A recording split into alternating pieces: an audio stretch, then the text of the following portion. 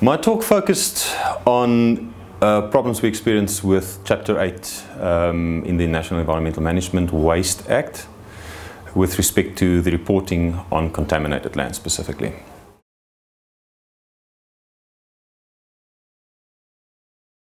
The base definition that underscores this entire chapter in the Waste Act is so extraordinarily vague and badly framed that it is virtually impossible to determine whether you have transgressed a certain point, and whether you have committed certain criminal offences or not.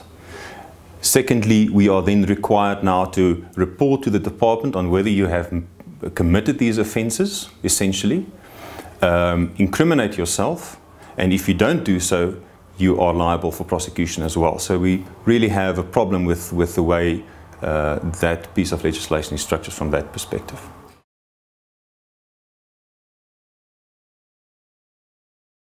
Short of running off to the courts and having those elements of the Act set aside on the basis that it's void for vagueness and that violates your right against forced self-incrimination, Firstly, you would have to be very careful when you make those admissions. And when you simply report in terms of that particular section, which is section 36.5, you make a host of admissions that can be used not only against the company, but also against the company directors, the managers, and certain employees. So, firstly, you want to just have the message out that it is a dangerous section to deal with. It looks a little bit innocuous, but it isn't. Secondly, that there are ways to minimize those risks by the way in which you frame the reporting and how you approach it. But how you would do so would depend on each circumstance, and that you have to go about it very carefully.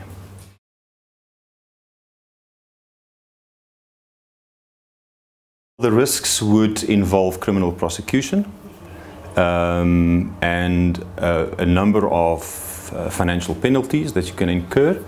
And then it sort of spills over into certification of land as contaminated, and then that can also have an impact on your ability to trade with that property and how it is viewed from a financing perspective and a host of other consequences.